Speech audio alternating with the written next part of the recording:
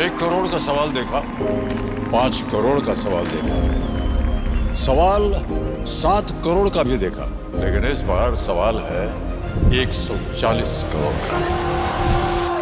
140 करोड़ उम्मीदों का। तो तैयार है टीम इंडिया जवाब देने के लिए। डीपी वर्ल्ड एशिया कप शुरू हो रहा है सोनी लिव और सोनी स्पोर्ट्स नेटवर्क के टीवी चैनल्स पर।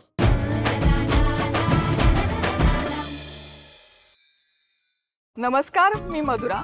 आज काय बनवूया या जगातील सर्वात कठीण प्रश्नाचं उत्तर सोपं करायला मी आली आहे। चला तर मग सुरुवात करूया। आज काय बनवूया? कर्जतचा वडापाव कसा बनवायचा ते बघणार आहोत।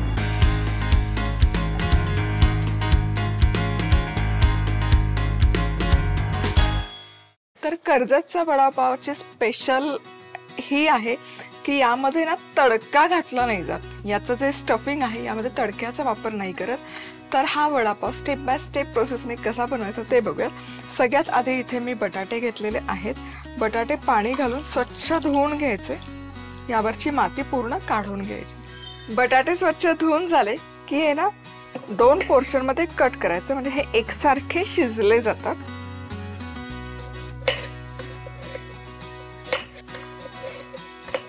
आता हे बटाटे कट करून झाले की काय करायचं, एक डबा घ्यायचा किंवा पातेलं घेतलं तरी चालेल। मी इथे कुकरचा डबा घेते।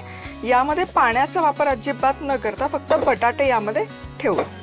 बटाटा शिजताना त्यामध्ये पाण्याचा वापर नाही करायचा, कारण काय होतं, पाणी जर घातलं तर बटाट्यातली न्यूट्रिशनल व्हॅल्यू कमी होते, कारण पाण्यामध्ये ते न्यूट्रिशन उतरतं। ते पाणी आपण काही वापरत नाही, टाकून देतो।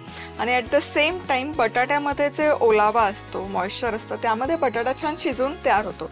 अजून तुम्ही पाणी घातलं तर बटाटा ना पचपचीत शिजला जातो आणि त्याची चवही उतरते, कमी होते। त्यामुळे बटाटा शिजताना पाण्याचा वापर नाही करायचा।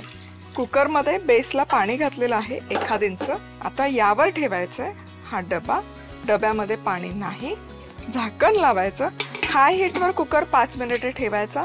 लो हीटवर मग 5 मिनिटानंतर लो हीटवर आणि एक 10 मिनिटं वाफवून घेऊया। बटाटे शिजतात तोवर त्यामध्ये ना जो ठेचा जातो तो ठेचा आपण तयार करून घेऊयात।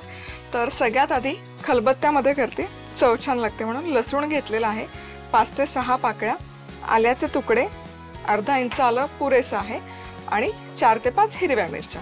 तर हे एकत्र छान ठेचून याचा ठेचा तयार करूया।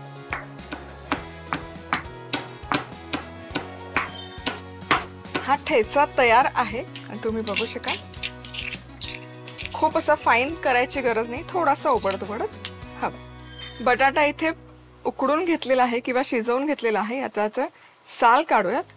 आणि हे शक्यतो प्रोसेस आहे ना करताना आपल्याला बटाटा गरम गरम घ्यायचा आहे, त्यामुळे मी गरम असताना त्याची साल काढून घेते। आता हे बटाटे गरम गरम असतानाच यावर घालूयात हळद। येस, याचीच ही खासियत आहे या वड्यांची की हे जे सगळे जिन्नस असतात हे कच्चे असतात। हा ठेचा जो आपण तयार करून घेतला, आणि मीठ, आणि मॅशर घ्यायचा आणि हे मॅशरनेच एकजीव करून घ्यायचा। अगदीच फोडी मॅश नाही करायच्या, फोडी राहिल्या पाहिजे, एकजीव होईपर्यंत हे मिक्स करून घ्यायचं। आता हे व्यवस्थित असं मिक्स करून झालं की यामध्ये घालूयात बारीक चिरलेली कोथिंबीर आणि पुन्हा हे करूयात मिक्स। आणि आता काय करायचं, आता याला अजून मिश्रण गरमच आहे, याला आकार देऊन घेऊयात बटाटे वड्याचा। वडे तयार आहेत। आता त्याचं जे कोटिंग किंवा बॅटर लागतं तेही तयार करून घेऊयात। बेसन घेतलेलं आहे 1.5 कप। यामध्ये घालूयात चवीपुरतं मीठ, अगदी सोपी प्रोसेस आहे, आणि चिमूटभर खायचा सोडा। करूयात मिक्स, आणि हे व्यवस्थित मिसळून झालं की यामध्ये घालूयात पाणी। थोडं थोडं पाणी घालायचं आणि दाटसर याचं बॅटर आपण तयार करून घेणार आहोत। सो हे बटाटा वड्याचं जेव्हा कोटिंग करतो ना तेव्हा हे जास्त खलवून नाही घ्यायचं बॅटर। तुम्ही जर खूप हे मिक्स केलं, फेटून घेतलं तर काय होतं, त्यामध्ये एअर बबल्स येतात, कोटिंग छान बसतं पण त्याचा जो क्रिस्प आहे तो निघून जातो। त्यामुळे अगदी गुठळ्या निघेपर्यंत फक्त आपण हे मिक्स करून घ्यायचं। त्याच्या पुढे अगदी क्रीम बीट करतो तसं करायची गरज नाही. साधारण या कन्सिस्टन्सीचं बॅटर तयार झालं पाहिजे.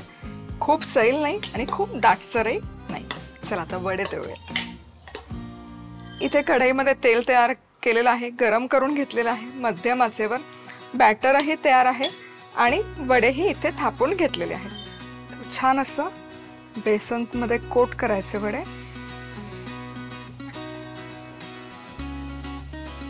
आणि याला आहे ना, याच्या साईडला थोडासा चुरा पण मी घालतीये. चुरा पण आपण तळून घेतो. काय मस्त सुवास तरवळतोय वड्याचा. आता हा उलटवूयात आणि खालच्या बाजूनेही तळूयात. आणि हा जो चुरा आहे, हा चुरा पण आपण काढून घेणार आहोत, कारण चुरा जास्त पटकन तळला जातो. आता हा जो चुरा आहे हा साईडने काढून घ्या. चुरा का आपण करतोय, कारण जी चटणी असते ना वड्याबरोबर किंवा वडापाव बरोबर जनरली सर्व करतात, तर ती या चुऱ्यापासून बनवली जाते. चुरा काढून घेऊया. वडा इथे खमंगपैकी दोनही बाजूने मस्त तळून घेतलेला आहे. खूप छान सुवास दरवळतोय. आता हा वडा आपण काढूयात टिश्यू पेपरवर. आता जरी हलकासा सोनेरी रंग कमी दिसतोय याला, पण हा अजून खूप गरम आहे. जरी तेलातून बाहेर काढला तरी त्याला रंग चढत राहतो, त्यामुळे खूप डार्क ब्राऊन मी नाही करत आहे. तुम्ही बघू शकाल याला ना कोटिंग मस्त असं कुरकुरीत येतं. या पद्धतीने जर आपण कोटिंग दिलं, छान क्रिस्प आलेला आहे वड्याच्या आउटर कोटिंगला देखील. चटणी बनवण्यासाठी मी खलबत्त्याचा वापर करते. मिक्सरमध्ये पण भुरकन फिरवून तयार करून घेऊ शकता. तर इथे लसूण घेतलेला आहे, थोडासा चिरून घेतला म्हणजे पटकन तो ठेचला जातो. हा लसूण आधी ठेचून घेऊयात आपण. लसूण ठेचत आला की आता यामध्ये सगळ्यात आधी आपण घालतो हा चुरा जो आपण तळून घेतला होता. यावर घालतोय लाल तिखट, चवीपुरतं मीठ आणि हे फक्त आता एकत्र एकजीव करून घ्यायचं. चला, ही चटणी पण आपली बनवून तयार आहे. तुम्ही बघू शकाल मस्त दिसतेय. परफेक्ट मिळते ना वडापाव सोबत चटणी, तसाच रंग आणि तसंच रूप देखील आलेलं आहे आणि चव देखील आहे. आता वडापाव सर्व करूयात. सो मस्त असा पाव घ्यायचा, गुबगुबीत असा, आणि हा कट ओपन करून घ्यायचा या पद्धतीने. आता यावर घालायची ही चटणी जी आपण तयार करून घेतली. साईडला दिली चटणी तरी चालते, काही जणांना आवडत नाही वडापावच्या चटणी. त्यावर ठेवायचा हा मस्त असा वडा, करायचा क्लोज, आणि मस्त अशी त्यासोबत तळलेली चटणी. आणि हा आपला कर्जत स्टाईल मस्त असा वडापाव बनवून तयार आहे. तुम्ही बघू शकाल भन्नाट दिसतंय. कर्जत विशेष वडापाव आणि चटणी करण्यासाठी लागणारं साहित्य: बटाटे, लसूण, आल्याचे तुकडे, हिरव्या मिरच्यांचे तुकडे, हळद, चवीनुसार मीठ, बारीक चिरलेली कोथिंबीर, 1.5 कप बेसन, चिमूटभर खायचा सोडा, पाणी, तळण्यासाठी तेल, लाल तिखट, लादी पाव. बटाटे स्वच्छ धुवून घेत शिजवून घ्यायचे. आता लसूण, आलं, मिरचीचा ठेचा करायचा. आता बटाट्याची सालं काढत यात हळद, ठेचा आणि मीठ घालत हे मिश्रण एकजीव करायचं. वर आवडीप्रमाणे कोथिंबीर घालायची आणि असे वडे तयार करायचे. आता बेसनात मीठ, सोडा आणि पाणी घालत दाटसर बॅटर तयार करायचं. आता वडे बेसनात घोळवून घेत हे वडे तळायचे आणि सोबत चुरा पण तळायचा. झाला आपला वडा तयार. आता लसूण, चुरा, तिखट आणि मीठ ठेचून घ्यायचं. झाली आपली वडापावची चटणी तयार आणि अशा पद्धतीने सर्व करायचा. झाला आपला कर्जत विशेष खमंग वडापाव तयार. मस्त अशी खुसखुशीत अख्खी रोटी आणि त्यासोबत चवीला म्हणून अशी चटपटीत टोमॅटो चटणी करणार आहोत.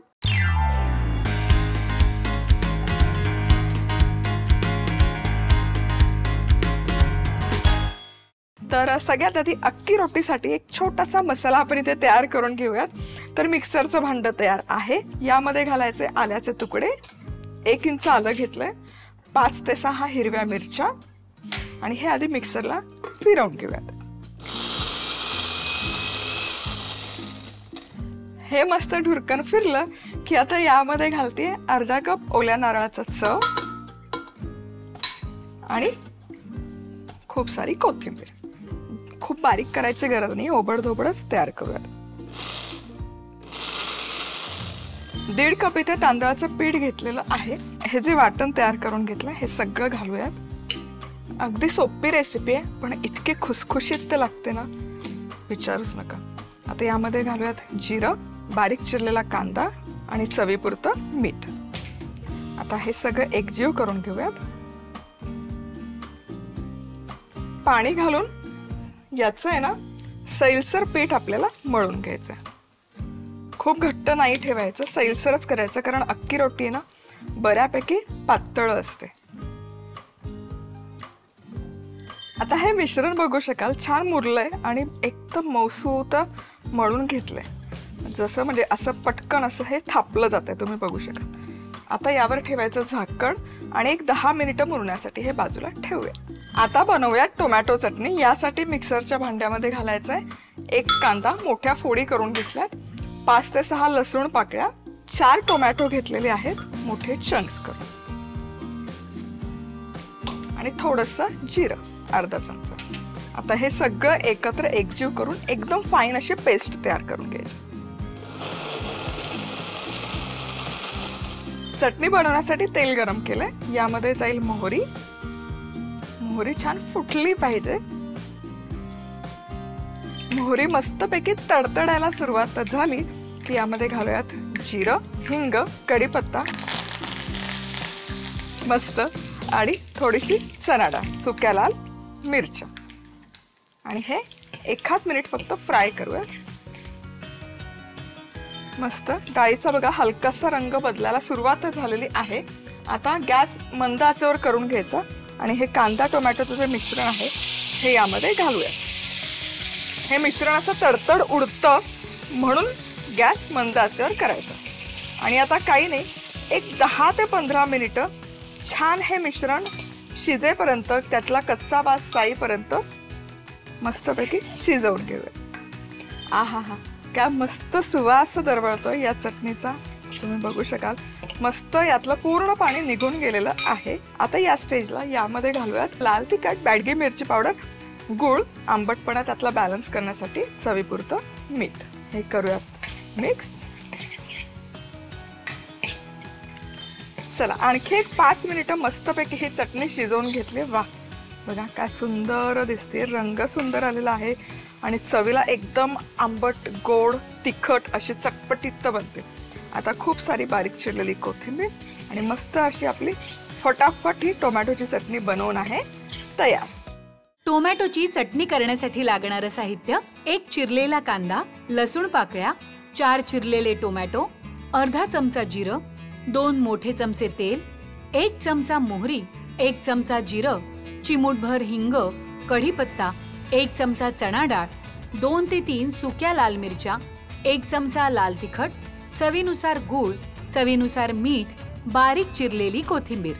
आता कांदा, लसूण, टोमॅटो, जिरं दळून घ्यायचं आणि जिरं, हिंग, कढीपत्ता, चणा डाळ आणि सुक्या लाल मिरचीच्या फोडणीत हे मिश्रण घालायचं आणि शिजवून घ्यायचं. आता यात तिखट, गूळ आणि चवीप्रमाणे मीठ घालत परत शिजवायचं. वर आवडीप्रमाणे कोथिंबीर घालायची. झाली आपली टोमॅटोची चटणी तयार. आता इथे ना पोळपाटवर मी बटर पेपर घालून घेतला. याच्याऐवजी तुम्ही फॉईल घेतली तरी चालेल, केळीचं पान अवेलेबल असेल ते घेतलं तरी उत्तम.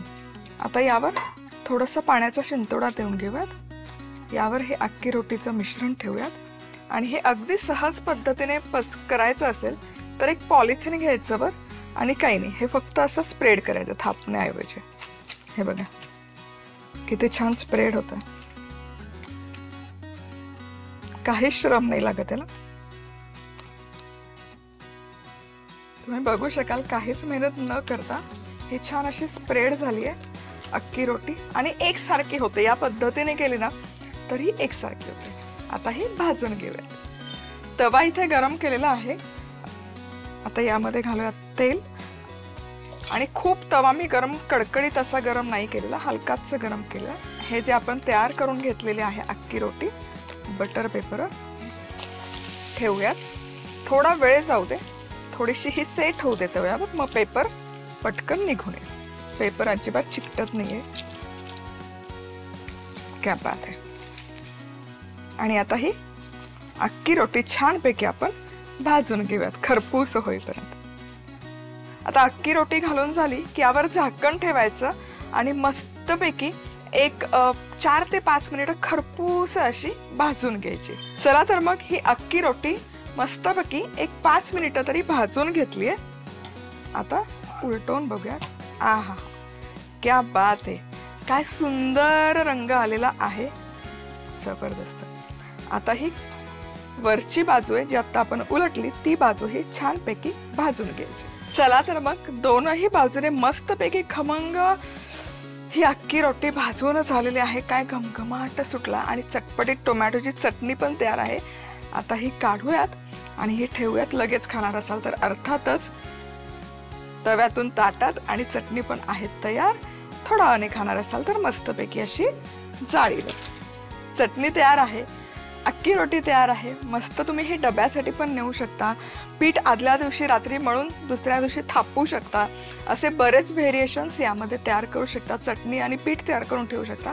म्हणजे गडबडीच्या वेळेत फटाफट हे बनवून तयार होतं. अख्खी रोटी करण्यासाठी लागणारं साहित्य: आल्याचे तुकडे, हिरव्या मिरच्या, अर्धा कप खवलेलं ओलं खोबरं, कोथिंबीर, 1.5 कप तांदळाचं पीठ, अर्धा चमचा जिरं, बारीक चिरलेला कांदा, चवीनुसार मीठ, पाणी, तेल. आल्याचे तुकडे, हिरव्या मिरच्या, ओल्या नारळाचा चव आणि कोथिंबीरीचं वाटण करायचं आणि तांदळाच्या पिठात मिसळत यात जिरं, कांदा, मीठ घालत याचं सैलसर पीठ मळून घ्यायचं. आता अशा पद्धतीने अख्खी रोटी हातानेच लाटायची आणि तवा तेलाने ग्रीस करत झाकण ठेवत ही रोटी दोन्ही बाजूंनी खरपूस भाजायची. झाली आपली अख्खी रोटी तयार. अतिशय सोप्या पद्धतीने रसरशीत आणि कुरकुरीत जिलबी कशी बनवायची ते बघणार आहोत. अतिशय रसरशीत होणार, आतपर्यंत त्याचा रस जाणार आणि मेन म्हणजे जास्त तामझाम नाही आहे.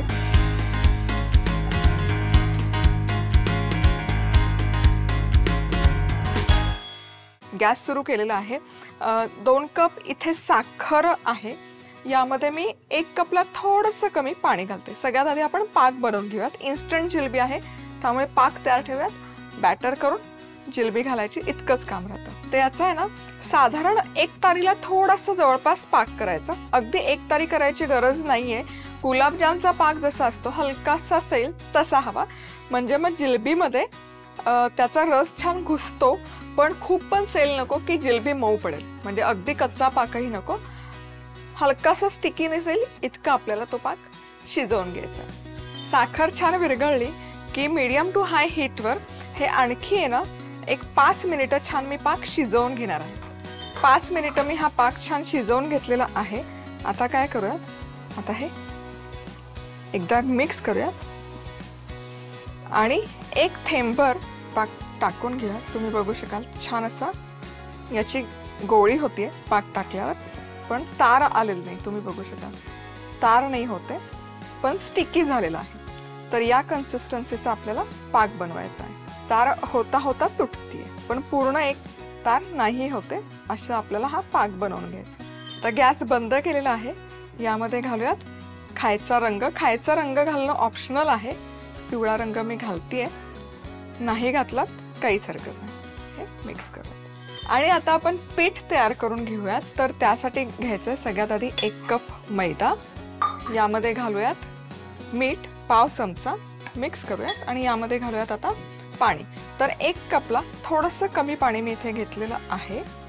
आधी अर्धा कप पाणी घालते. मिक्स करूयात आणि छान हे एकसारखं ढवळून घेऊयात. आणि आता हे उरलेलं पण सगळं पाणी मी यामध्ये घालते. थोडंसं 1 चमचाभर.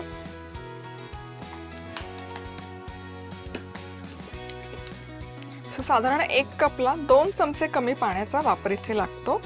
छान मिक्स करूया. गुठळ्या सगळ्या काढून घेऊयात मैद्याच्या. हे छान असं एकजीव करून झालं आणि तुम्ही बघू शकाल छान असं याला एकसंध कन्सिस्टन्सी आलेली आहे. याला तुकडे नाही पडत आहे जेव्हा आपण ते सोडतोय स्पूनमधून. याचा अर्थ हे बॅटर परफेक्ट झालंय.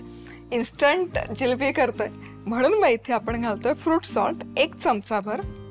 हे पटकन यामध्ये मिक्स करून घेऊयात. पटकन कंबाईन करायचं, एकजीव करून घेऊयात. छान आपलं इथे पीठ तयार आहे जिलबी बनवण्यासाठी. आता जिलबी बनवण्याचं ना एक प्लास्टिकचं बाटली येते किंवा सॉसची बाटली वापरली तरी चालेल, पण इथे मी घेतलेलं आहे ही पायपिंग बॅग.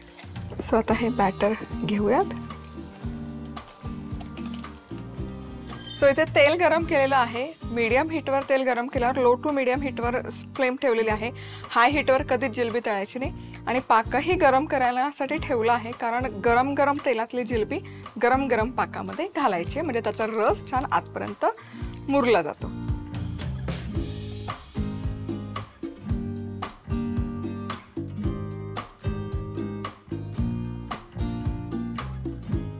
क्या बात आहे. आता छान हलकासा सोनेरी रंग येईपर्यंत जिलबी मंद आचेवर म्हणजे लो टू मीडियम हीटवर तळून घेऊया. तर खालच्या बाजूने जिलबी छान तळली गेली की वरची बाजू पण तळून घेऊया. मस्तपैकी छान सोनेरी रंग आलेला आहे जिलबीला. आता यातलं तेल पूर्ण निथळून घ्यायचं आणि इथे गरम गरम पाकामध्ये ही गरम गरम जिलबी सोडायची. क्या बात आहे. आणि याच पद्धतीने सगळ्या जिलबी मी बनवून घेणार आहे. आता ही जिलबी पाकामध्ये ठेवूयात. 1 मिनिट फक्त मुरण्यासाठी ठेवून द्यायची.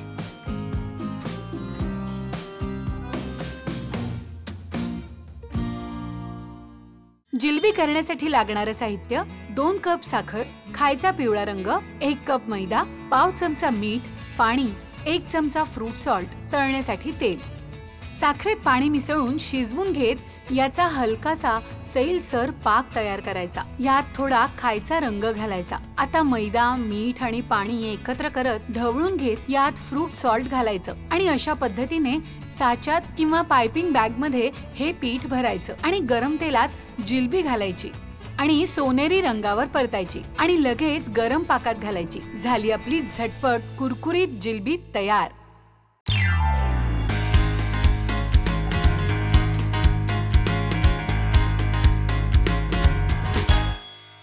आज आपण 1 किलोच्या अचूक प्रमाणात कुरडई कशी बनवायची ते बघणार आहोत. सो आता इथे 1 किलो मी हा लोकवान गहू घेतलेला आहे. गव्हाची कुरडई करायची असेल ना तर शक्यतो खपली गहू वापरावा, त्याची कुरडई छान होते. पण मी इथे लोकवान गहू घेतला. अगदीच खपली नसेल तर घरात जो अवेलेबल आहे तो घ्या. सो इथे मी 1 किलो लोकवान गहू घेतलेला आहे. हा गहू छान स्वच्छ धुवून घ्यायचा 3 ते 4 वेळा. धुण्यापूर्वी निवडून घ्यायचा, पाखडून घ्यायचा, जेणेकरून त्यात काही खडे असतील, माती असतील तर ते निघून जाईल. चला तर मग गहू इथे छानपैकी स्वच्छ धुवून घेतलेले आहे. आता यामध्ये पाणी घालायचं. गव्हामध्ये कचरा, पोरकीड वगैरे काही नाही ना, हे नक्की चेक करा गहू वापरण्यापूर्वी. आता पाण्यामध्ये 3 दिवस हे गहू आंबवून घ्यायचे. पण 3 दिवस गहू आंबवत असताना दर दिवशी यातलं पाणी आपल्याला उपसून काढायचे. चला आता हे गहू मी भिजण्यासाठी ठेवले होते. 1 दिवस पूर्ण झालेला आहे. तुम्ही बघू शकाल हलके हलके गहू फुलायला सुरुवात झाली आहे. आता आहे ना या स्टेजला काय करायचं, या स्टेजला यातलं पूर्ण पाणी उपसून काढायचं. गहू 2-3 वेळा स्वच्छ धुवून घ्यायचे, पुन्हा ताजं पाणी टाकायचं आणि पुन्हा हे भिजण्यासाठी ठेवून द्यायचं. आता हा आहे डे 2. आता आज पण 2 दिवस गहू भिजलेले आहेत. आज पुन्हा हे स्वच्छ धुवून घ्यायचे, खळखळून धुवून घ्यायचे स्वच्छ पाण्यामध्ये. यातलं पाणी उपसून काढून द्यायचं, ताजं पाणी घालायचं आणि पुन्हा आता आणखी 1 दिवस हे भिजण्यासाठी ठेवून द्यायचं. आणि आज आहे डे 3. येस, 3ऱ्या दिवशी पण सेम प्रोसेसच करायची. 3ऱ्या दिवशी देखील गहू स्वच्छ धुवून घ्यायचे. 3ऱ्या दिवशी तुम्ही बघू शकाल ते छान टमटम फुगलेले आहेत. सो 3ऱ्या दिवशी देखील गहू स्वच्छ धुवून त्यातलं पाणी उपसून काढायचं, त्यामध्ये पाणी घालायचं आणि पुन्हा 1 दिवसासाठी ठेवून द्यायचं. असं पूर्ण 3 दिवस आपल्याला हे गहू आंबवून घ्यायचं. चला आज आहे डे 4, 4था दिवस आहे. 3 दिवस व्यवस्थित गहू छान आंबलेले आहेत आणि तुम्ही बघू शकाल गहू मस्त असे टपोरे फुललेले आहेत. हलकसे ना असे स्वेल झालेले आहेत आणि छान असे दिसत आहेत. रंगही त्याचा छान बदललेला आहे. जो सोनेरी रंग होता तो हलकासा पांढरट सोनेरी झाला. आता पुन्हा यातलं पाणी काढून घ्यायचं आणि स्वच्छ हे गहू धुवून घ्यायचे. आता 4थ्या दिवशी हे गहू स्वच्छ धुवून झालेले आहेत. आता हे गहू घ्यायचे मिक्सरच्या भांड्यात, यामध्ये पाणी घालायचं आणि व्यवस्थित वाटून घ्यायचं. खूप फाईन पेस्ट करायची गरज नाहीये, असं थोडंसं हलकंसं भुसभुशीत वाटून घ्यायचं. सगळं हे छानपैकी भिजवलेले गहू वाटून दळून घ्यायचं. आता हे छान वाटून झालंय आपले. आता काय करायचं, हे जे वाटण तयार केलंय यातलं आहे ना, हा जो भुसा आहे यामध्ये पाणी घालायचं आणि पाणी घालून हा स्वच्छ करून घ्यायचा. आणि हा जो भुसा आहे यातलं पाणी पिळून पिळून पिळून भुसा बाजूला काढून घ्यायचा. आता हा जो एका बाजूला जो पांढरं पाणी जमा झालेलं आहे ते आहे चिकाचं पाणी आणि एका बाजूला आहे भुसा. तर भुशामध्ये पुन्हा पाणी टाकून त्यातला चीक निघेपर्यंत हे छान 2 ते 3 वेळा पाणी घालून घालून घालून ते छान स्वच्छ करून घेणार. आता हे जे पांढरं चिकाचं पाणी आपल्याकडे तयार झालेलं आहे ना, त्यामध्ये आपल्याला फिरवायची आहे तुरटी.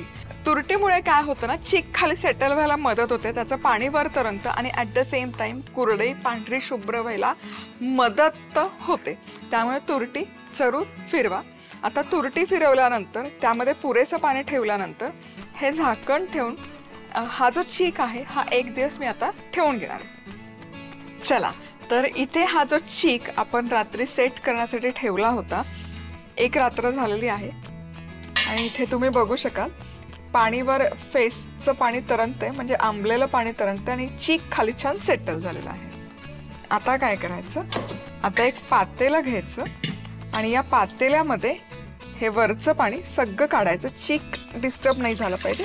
हे पाणी हलकं हलकं वरचं काढून घ्यायचं. वरचं पाणी काढून झाल्यावर जो खाली राहतो पांढरा शुभ्र तो चीक, हा काय करायचं, हा आधी ढवळून घ्यायचा काढण्यापूर्वी, कारण हा खाली बेसला खूप बसतो, चिकटून बसतो. त्यामुळे हा पूर्ण मोकळा करून घ्यायचा. आता हा पूर्ण मोकळा केलेला चीक आहे हा आता काढूयात आपण पातेल्यामध्ये. आणि हा मोजून घ्यायचा किती भरतो चीक.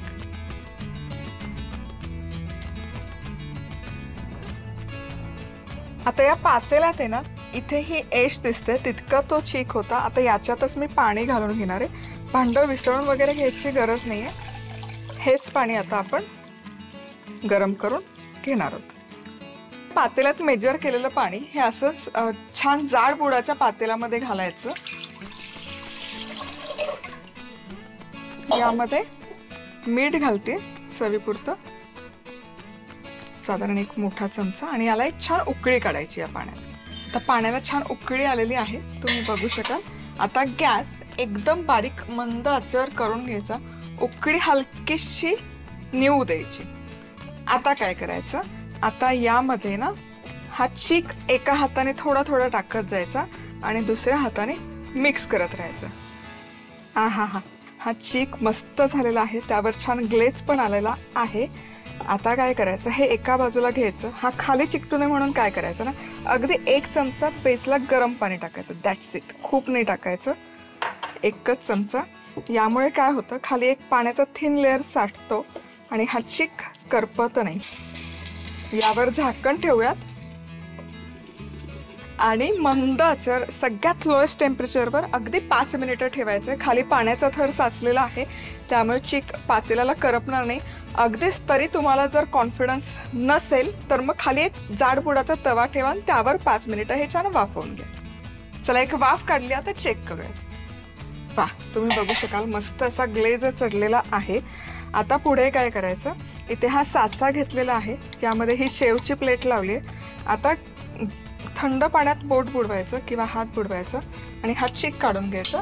ते शक्य नसेल तर एखादा असा स्पॅटोला घ्यायचा आणि हा पाण्यात बुडवून हा साच्यामध्ये चीक घालून घ्यायचा. ही प्रोसेस आहे ना, ही प्रोसेस मात्र खूप फटाफट करायची. थोडे कुरडई पाडताना त्याची तार सेपरेट राहील हा विचार करायचा. अशी लांब लांब पाडायची. चीक आहे ना, थंड व्हायच्या आत कुरड्या पाडायच्या. चीक जर थंड झाला तर त्याच्या गुठळ्या होतात आणि ही कुरडई अशी छान इझिली पडत नाही. त्यामुळे गरम गरम चीक असताना ही प्रोसेस करायची. आता हा कागद मी उचलणार आणि उन्हामध्ये ठेवणार. आता या सगळ्या कुरड्या अशा छान उलटवायच्या आणि एक 3 ते 4 दिवस तरी लागतात या पूर्ण सुकेपर्यंत. ऊन नसेल तरी काहीही हरकत नाही, तुम्ही फॅनच्या हवेखाली या व्यवस्थित सुकवून घेऊ शकता, पण सुकल्यानंतर शक्य असेल आणि जेव्हा ऊन येईल ना तेव्हा एक दिवस तरी ऊन द्या. म्हणजे काय होतं की त्याला पोरकिडे वगैरे लागत नाही किंवा जाळी लागत नाही आणि वर्षभर या कुरड्या छान टिकतात. चला, या कुरड्या पण आपल्या छान वाळवून झालेल्या आहेत, मस्त ऊन दाखवलंय. आता तेलही इथे तापवलेलं आहे, तळूया.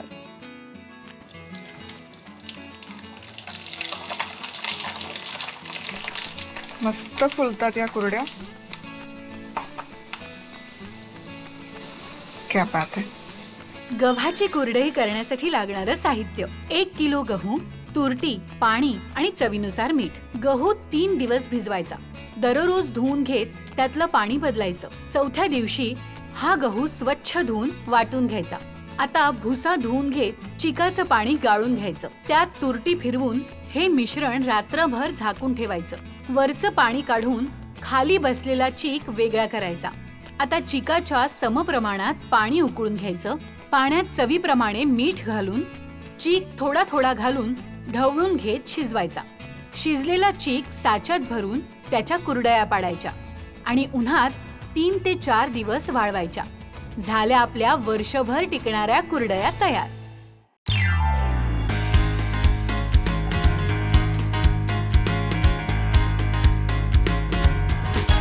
आज आपण विदर्भ स्पेशल आमरस आयते कसे बनवायचे ते बघतोय. सगळ्यात आधी आपण आमरस तयार करून घेऊयात अगदी पारंपरिक पद्धतीने. तर इथे आहेत आंबे. आमरस बनवताना आहे ना शक्यतो मिक्सरमध्ये नाही फिरवून घ्यायचा. आता आंबा नैसर्गिकरित्या पिकवलेला आहे का नाही ते कसं ओळखायचं? आंब्यावर अशा सुरकुत्या हव्या. जितक्या आंब्यावर सुरकुत्या तितका तो नैसर्गिक पद्धतीने पिकवलेला आंबा असतो. आता सगळ्यात पहिली प्रोसेस म्हणजे आंब्याच्या देठाला आहे ना बऱ्याचदा चीक असतो आंबा जेव्हा तोडतो तेव्हा. काय करायचं, कायम आहे ना पाणी घालायचं आणि आंबा एक 5 मिनिट तरी पाण्यामध्ये ठेवूया, म्हणजे तो छान स्वच्छ होतो. आणि आता आंबा आहे ना इथे व्यवस्थित असा मी पाण्यामध्ये ठेवला होता. आता हा पाण्यातून काढायचा आणि कोरडा करून घ्यायचा छान. मिक्सरमध्ये आपण नाही बनवणार. मग काय करायचं, आंबा आहे ना असा चेपून घ्यायचा सगळ्या बाजूने, म्हणजे बेसिकली त्याचा आतला जो कोळीच्या बाजूचा गर आहे हा आपण हलका करून घेतो. आता आंबे छान त्यातला गर काढून घेतला की यामध्ये घालूयात साखर. साधारण आंबट कितपत आंबा आहे त्या प्रमाणामध्ये साखर घालू शकता. साधारण एक आंब्याला 1 चमचा साखर पुरेशी होते. आणि रवीने हे छान असं घोटून घ्यायचं, साखर एकजीव करून घ्यायची. आणि इथे हा आमरस बनवून तयार आहे. मस्त अशा गुठळ्या येतात या आमरसाला, तुम्ही बघू शकाल. असा क्रीमी नाही होत, छान गुठळ्याचा आमरस बनवून तयार होतो. आणि मुख्य म्हणजे या गुठळ्याच्या आमरसाची चव अतिशय मस्त लागते. आता बनवूयात आयते. आयते याला आक्षेही म्हटलं जातं. आणि जरी विदर्भातले असले तरी हे आयते ना घावणा म्हणजे तांदळाचे घावण जसे असतात त्याच पद्धतीने बनवले जातात. जो नवीन तांदूळ येतो तो धुवून रात्रभर भिजवून सकाळी दळून त्यापासून हे अगदी घावणं करतात, तशाच पद्धतीने बनवले जातात. पण हे रसासोबत खायचे आहेत, थोडे चटपटीत आपण बनवतोय. इथे मी घेते लसूण पाकळ्या, 2 ते 3 लसूण पाकळ्या, हिरवी मिरची 1 दुसरी आणि जिरं. आणि हे सगळे जिन्नस छान आपण ठेचून घेऊ. आणि अगदी खलबत्त्यातच केलं पाहिजे असं काही नाही, भुरकन मिक्सरमध्ये फिरवलं काही हरकत. आणि हे तयार आहे. आणि येस, तुम्ही बघू शकाल खूप असं फाईन पेस्ट करायची गरज नाही. थोडंसं असा ओबडधोबडच हा ठेचा मी तयार करून घेतला. इथे मी घेतलेला आहे तांदळाचं पीठ. तांदळाचं पीठ नसेल तर तांदूळ धुवून रात्रभर भिजत घालून त्याचेही आयते बनवू शकता. तांदळाच्या पिठामध्ये घालूयात हा ठेचा, 1 चमचाभर, चवीपुरतं मीठ आणि पाणी घालायचं आणि छान याचं सरसरीत बॅटर तयार करून घेऊयात. हे पीठ बनवून तयार आहे, तुम्ही बघू शकाल मस्त असं सरसरीत तयार केलेलं आहे. आता बनवूयात आयते. तर इथे तवा गरम केलेला आहे, यामध्ये अर्थातच तेल घालून घेऊयात. तेलाने व्यवस्थित ग्रीस करायचं तवा.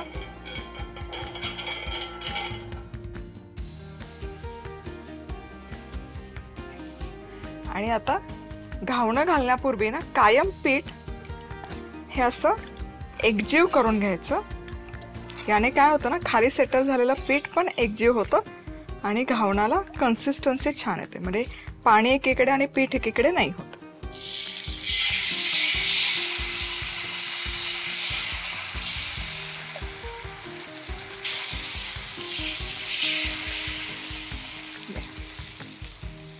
आणि आता यावर झाकण ठेवायचं आणि एक 30 सेकंद फक्त झाकण ठेवून हे वाफवून किंवा शिजवून घेऊयात. 30 सेकंद झाले की झाकण काढूयात आणि हे छान वाफवून घेऊयात. खालच्या बाजूने व्यवस्थित भाजून झालं की हे कालथा घ्यायचा आणि छान हे उलटवून घ्यायचं. क्या बात आहे, तुम्ही बघू शकाल मस्त असा रंग आलेला आहे आणि जाळी ही जबरदस्त आलेली आहे. दोनही बाजूने खमंग असं भाजून झालं की हे काढूयात. लगेच गरम गरम खाणार असाल तर डायरेक्ट अर्थातच डिशमध्ये घ्यायचं, पण थोडा वेळाने खाणार असाल तर असं एखादा जाळीवर ठेवायचं. म्हणजे त्यातून जी स्टीम रिलीज झालेली आहे ती खालनं वरनं जाते आणि त्याला घाम सुटत नाही कुठल्याही घावण किंवा धिरड्याला. आमरस करण्यासाठी लागणारं साहित्य: 2 हापूस आंबे, चवीनुसार साखर. आंबा 5 मिनिटं पाण्यात भिजवून कोरडा करून व्यवस्थित चेपून त्याचा गर मोकळा करायचा. आता आंबा आणि कोळीचा गर काढून त्यात चवीनुसार साखर टाकायची आणि रवीच्या मदतीने साखर आणि आमरस एकजीव करायचा. अशा प्रकारे झाला आपला आमरस तयार. आयते करण्यासाठी लागणारं साहित्य: 2 ते 3 लसूण पाकळ्या, 2 ते 3 हिरव्या मिरच्या, 1 चमचा जिरं, 1 कप तांदळाचं पीठ, चवीनुसार मीठ, तेल. 2 ते 3 लसूण पाकळ्या, 1 मिरची आणि थोडंसं जिरं खलबत्त्यात ठेचून घ्यायचं. आता तांदळाचं पीठ घेऊन आपण तयार केलेला ठेचा त्यात घालून सरसरीत पीठ तयार करायचं. गरम तवा तेलाने ग्रीस करून घ्यायचा आणि आयत्याचं पीठ त्यावर पसरवायचं. आयतं झाकण ठेवून दोन्ही बाजूंनी भाजून घ्यायचं. अशा प्रकारे झाले आपले जाळीदार आयते तयार.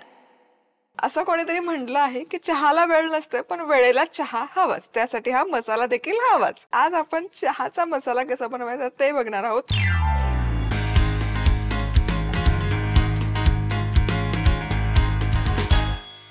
ग्रॅमच्या मेजरमेंट मध्ये आणि कप आणि टीस्पूनच्या मेजरमेंट या दोनही अचूक प्रमाणात या मसाल्याची रेसिपी मी तुम्हाला दाखवणार आहे. हा मसाला छान 2 ते 3 महिने टिकतो.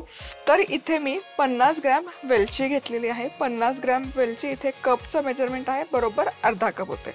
10 ग्रॅम काळी मिरी आहे. 10 ग्रॅमच मी इथे सुंठ घेतले, हे सम प्रमाणात घेतले. आता हे स्पून म्हणजे 1 टेबल स्पून आहे काळं मीर, त्या प्रमाणात घेतलंय. 5 ग्रॅम दालचिनी, 5 ग्रॅम लवंगा, जायफळ येतं की नाही त्याचं 1/4 पोर्शन हा जायफळचा घेतलेला आहे. इथे 2 थोडे आयुर्वेदिक इन्ग्रेडियंट आहेत. आयुर्वेदिक औषधं ज्या दुकानात मिळतात तिथे ते मिळतील, पण हे 2 वापरणं अगदी ऑप्शनल आहे. तर इथे आहे मुलेथी, हे अगदी 2-2 ग्रॅमच्या प्रमाणात घेतले. मुलेथी 2 ग्रॅम आणि 2 ग्रॅम अश्वगंधा. आणि मी पुन्हा सांगते, मुलेथी आणि अश्वगंधा नसेल काहीच हरकत नाही. हे जे वरचे जिन्नस आहेत ते इझिली उपलब्ध असतात, त्यात तुम्ही करू शकता.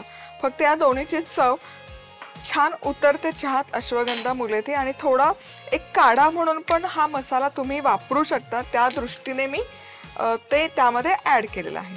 आता काय होईल ना, हे सगळे जिन्नस ॲज इट इज जर तुम्ही टाकायला गेला मिक्सरमध्ये आणि फिरवायला गेलात तर मिक्सरचं भांडं खराब होईल, ब्लेड तुटेल बेसिकली. त्यामुळे स्पेसिफिकली हे सुंठ ही अशी ठेचून घेणं गरजेचं आहे. सुंठ तोवर फोडून घ्यायची जोवर यातलं आहे ना ही पावडर अशी रिलीज होत नाही. ही अशी फोडल्याने काय होतं, मिक्सरमध्ये ही पटकन फिरली जाते बघा. आता यामध्येच हे बाकीचंही जिन्नस घालूयात. दालचिनी, मुलेथी आणि अश्वगंधा. आणि हेही जितकं शक्य असेल तितके लहान लहान तुकडे करून घ्यायचे. हे मुलेथी आणि अश्वगंधा फोडल्यावर काय कमाल वास येतो याचा. हेही फोडलं ना की छान असं इझी होतंय ब्रेकडाऊन व्हायला. त्यामुळे हे सगळे जिन्नस आहे ना मिक्सरमध्ये घालण्यापूर्वी असे फोडून घ्या. आता हे सगळं काढूयात मिक्सरच्या भांड्यामध्ये. यामध्ये काळे मिरे, जायफळ, हवं तर जायफळ पण आपण फोडून घेऊया. तसं जायफळ ठिसूळच असतं त्यामुळे. लवंगा आणि वेलची. आता हा मिक्सर मध्ये छान फिरवून घ्यायचा. मस्त कमाल झालेला आहे. काय सुवास दरवळतोय या मसाल्याचा. मस्त. फार बारीक नाही दळला गेला तरी चालेल, कारण एनिवे आपण चहा गाळूनच पितो. पण काढ्यासाठी म्हणून तुम्ही हा मसाला बनवत असाल तर मी सजेस्ट करेल की आणखी थोडासा बारीक करून घ्या. आता एक हवाबंद काचेची बरणी घ्यायची आणि त्यावर मस्त लेबल लावायचं चहाचा मसाला आणि त्यामध्ये हा काढून घ्यायचा. चला आता चहा झालाच पाहिजे की नाही, एवढा ताजा ताजा मसाला आहे. तर इथे मी 2 कप पाणी घालते. तर या प्रमाणात आहे ना 4 कप चहा बनवून तयार होतो. म्हणजे हे वाले कप माझ्याकडे जे आहेत ते. यात 2 चमचे चहा पावडर आणि 3 चमचे साखर घालते. साखर थोडी कमी घालते. आणि आता याला एक मस्त दणकून आहे ना उकळी काढूयात. मस्त दणकून अशी या चहाला उकळी आलेली आहे. आता या स्टेजला यामध्ये घालूयात हा चहाचा मसाला. सो 4 कप चहा होतोय, सो हा अर्धा चमचा मसाला पुरेसा होतो. आणि मसाला घातल्यावर देखील एक उकळी काढूयात. आणि आता दूध. सो 1 कप दूध मी घेतले. 2 कप पाणी आहे तर 1 कप दूध इथे घेतले. आता याला एक मस्त उकळी काढूयात. चहाला अशी मस्त दणकून उकळी काढायची आणि चहा गाळून घ्यायचा. चहा मसाला करण्यासाठी लागणारं साहित्य: 50 ग्रॅम वेलची, 10 ग्रॅम काळी मिरी, 10 ग्रॅम सुंठ, 5 ग्रॅम दालचिनी, 5 ग्रॅम लवंग, जायफळ, 2 ग्रॅम मुलेठी, 2 ग्रॅम अश्वगंधा. सुंठ, दालचिनी, मुलेठी आणि अश्वगंधा हे जिन्नस खलबत्त्यात ठेचून घ्यायचे. आता ह्या मिश्रणात काळे मिरे, जायफळ, लवंग आणि वेलची घालून मिक्सर मध्ये फिरवून घेत त्याची बारीक पूड तयार करायची. झाला आपला चहाचा मसाला तयार. मसाला चहा करण्यासाठी लागणारं साहित्य: 2 चमचे चहा पावडर, 3 चमचे साखर, अर्धा चमचा चहा मसाला, 1 कप दूध. पाण्यात चहा पावडर आणि साखर घालून उकळी काढून आपण तयार केलेला चहा मसाला घालून पुन्हा उकळी काढायची. आणि आता त्यात दूध घालून परत उकळी काढायची. आता चहा गाळून घ्यायचा. झाला आपला मसाला चहा तयार.